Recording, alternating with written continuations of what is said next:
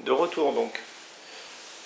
Alors, il y a un petit bouton on-off sur le côté qui permet de l'arrêter complètement. Donc si vous partez en vacances, n'hésitez pas à l'éteindre.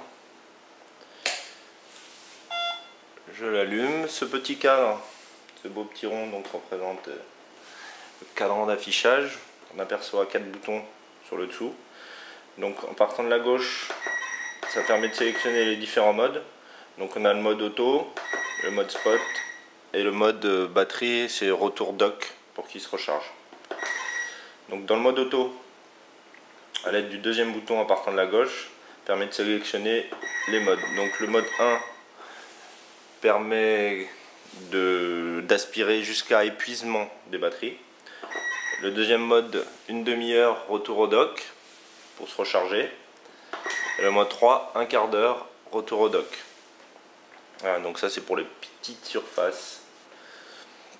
Un quart d'heure, ou si vous avez juste un petit truc à nettoyer. Voilà, donc moi j'ai pour habitude de laisser une demi-heure suffit. On va détailler le mode spot. Donc comme je vous ai expliqué tout à l'heure, il y a en 3 modes. Il y en a un c'est zigzag, l'autre c'est spirale, le 1, le 2 c'est zigzag et le 3 permet de longer les murs.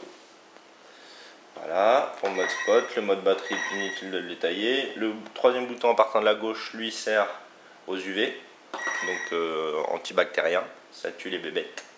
Donc par défaut, je le laisse tout le temps actif.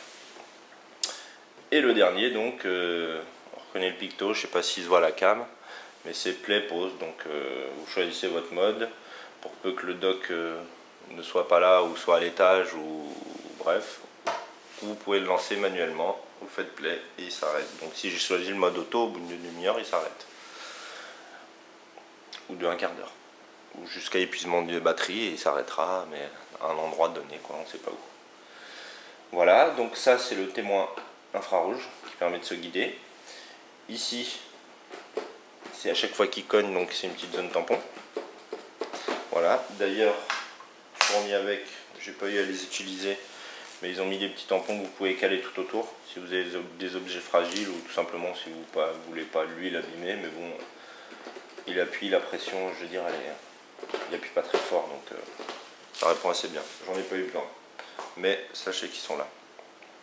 Voilà, donc j'ai volontairement laissé le bac pas plein, mais de ce que j'ai aspiré tout à l'heure. Alors je vais vous montrer tout ça. Donc pour retirer le bac, il y a, hop, je vais essayer de monter un petit peu parce que là je vais le tenir à la mano. Il y a à ce niveau là un peu de focus. Hop. Donc il suffit d'appuyer. C'est pas pratique parce que je suis droitier, mais je vais essayer de vous le faire. Voilà, et ça sort tout seul. Je vais poser ça parce que c'est lourd. Voilà, c'est un petit bac d'1 litre. Donc à vider régulièrement. Il se compose d'un petit volet et voyez par vous-même ce qu'il arrive à ramasser. J'en suis bouche bée, quoi. Je sais pas d'où est-ce qu'il ramasse tout ça. La poussière, je savais que j'en avais, mais pas autant. C'est pas sale, quoi, chez moi, mais pourtant c'est sale. Donc ça a l'air plutôt concluant à voir sur la durée ce que ça fait. Donc je m'empresse de ce pas de le vider, je couperai ça au montage. Voilà, ah, plus rien, c'est assez rapide. Donc, pour le nettoyage, on a le droit ici à des filtres. Donc vous avez un bouton, un petit clips ici, il suffit juste de le déclipser. Voilà, donc de la même manière, il est livré avec 2 autres filtres, tout neufs, qui sont là. En réalité, c'est un filtre, puisqu'il y en a un qui est en mousse, il doit être plus fin, il doit laisser passer moins de choses, et l'autre est un peu plus épais. Donc et là je m'aperçois qu'il y en a 2, donc à l'identique. Ça n'a pas l'air compliqué à remplacer, on retire celui-là, on met les neufs et puis basta. Bien que ceux-là, si on en prend soin, peuvent durer un certain temps, quoi. C'est un peu comme les aspis qu'on a déjà, il y a déjà des filtres, on les change pas tous les 4 matins. Donc pour emboîter, j'imagine que c'est aussi simple que pour le retirer. Voilà. On a de l'autre côté un autre mini filtre qui lui se retire de cette manière-là. Voilà, toujours en appuyant sur le bouton. Donc un mini filtre, c'est celui qui dégagera la soufflerie, quoi, le petit vent. Pareil, livré avec un deuxième. Donc à emboîter, ça n'a pas l'air compliqué. Hop. Plutôt de l'autre sens d'abord. Hop, hop. Voilà. Donc là c'est fait. Voilà pour la partie du bac. Je vais le mettre de côté. On va reprendre la bête. Je vais la montrer par le dessous. Voilà. Donc comment est fait un iWhip 500 de chez You Digital? Par le dessous, il est fait comme ça. Donc là, les deux plaquettes de rechargement. Donc c'est là-dessus qu'il y a le contact avec le dock pour qu'il se recharge. On a un petit trou qui tourne. En dessous, on a la batterie. J'ai eu l'occasion de démonter parce qu'avec le premier, je vous ai dit, j'ai eu les déboires. Et en fait, c'est une grosse batterie qui est juste en dessous au lithium. Donc d'ailleurs, à ce propos, ne faites pas la même bêtise que moi. Enfin, oui et non, quoi. À l'achat, si vous l'achetez et qu'il est neuf, faites-le tourner jusqu'à épuisement des batteries complètes. Et vous faites une bonne charge juste derrière de 10 heures. Entre 10 et 12 heures, ils préconisent. La première fois, j'ai fait 12, la batterie était morte. Cette fois-ci, j'ai préféré en faire 10 et ça tourne. Voilà, donc là, on a le balai qu'on peut nettoyer et retirer de cette manière. Voilà, donc n'hésitez pas à nettoyer le petit balai. Et ils ont livré avec la petite spatule qui va bien pour faire le nettoyage en profondeur. Voilà, donc pour le remboîter, c'est aussi simple. On remet dans son axe. Hop, voilà, il est de nouveau opérationnel. Il livre avec aussi, que je n'utilise pas, ou que je n'ai pas eu à utiliser en tout cas. C'est du carrelage à la maison, et puis je vous dis, la surface n'est pas assez grande.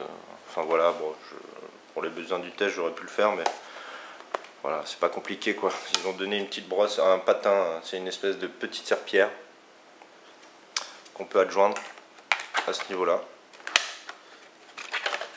Hop. Hop.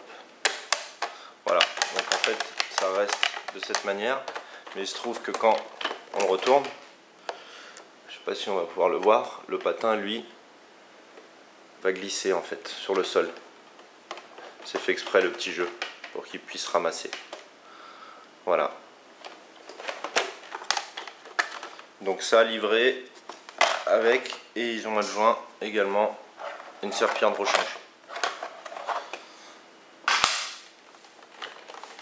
La petite brosse à coin, celle qui permet de faire les coins, on va dire. Vous voyez, parce qu'en fait, comme il est rond, il n'arrive pas à accéder au coin, mais celle-ci pousse ce qu'il trouve, et en fait, il dégage, il n'y a que ça qui accède au coin, en fait. Voilà, c'est dommage, il n'est pas tourné, hein.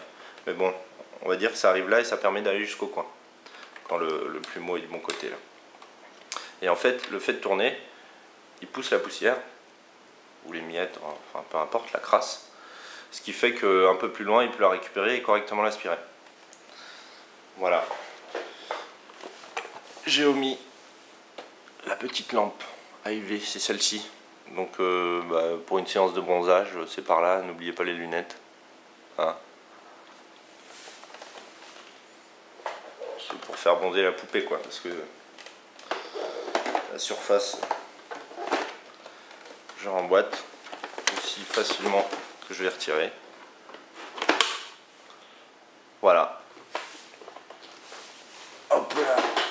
Donc ça c'était la petite présentation du iWP 500 de chez You Digital, fait par Geeker. C'est un peu confus, un peu dans le désordre, mais il y a tout.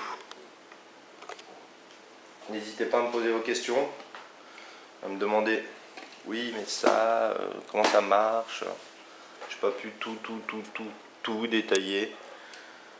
Et le bouquin fourni avec est détaillé juste ce qu'il faut pour comprendre la bête et la maîtriser. Pas besoin de plus. Ça, je vous ai expliqué, j'ai pas pu faire le test de la barrière puisque c'est des énormes piles et j'en ai pas. Voilà. J'ai omis d'en acheter pendant les courses. Par la suite, quand je l'aurai testé, je vous dirai ce qu'il en est. Ou s'il y a quelqu'un de vous qui a fait le test, n'hésitez pas. Voilà, donc maintenant j'espère qu'il va tenir dans la durée. Bon, à 160 € en même temps, s'il dure un an, voilà, c'est pas cher payé à la femme de ménage au mois. Mais bon, j'espère une bonne durée de vie, au moins de 2 ans. La batterie, je m'attends à la remplacer d'ici 1 an et demi, je pense. Et à ce propos, YouDigital doit ouvrir un site incessamment sous peu, d'après leur dire, dans lesquels on pourra acheter les accessoires, notamment la batterie, la brosse, le balai, tout ce qui va bien. Je vous quitte là-dessus, je vous dis à bientôt pour de prochaines aventures, prochains tests sur geeker.fr. Merci de votre attention et n'hésitez pas à laisser les commentaires, je suis dispo pour répondre à vos questions. Bye bye.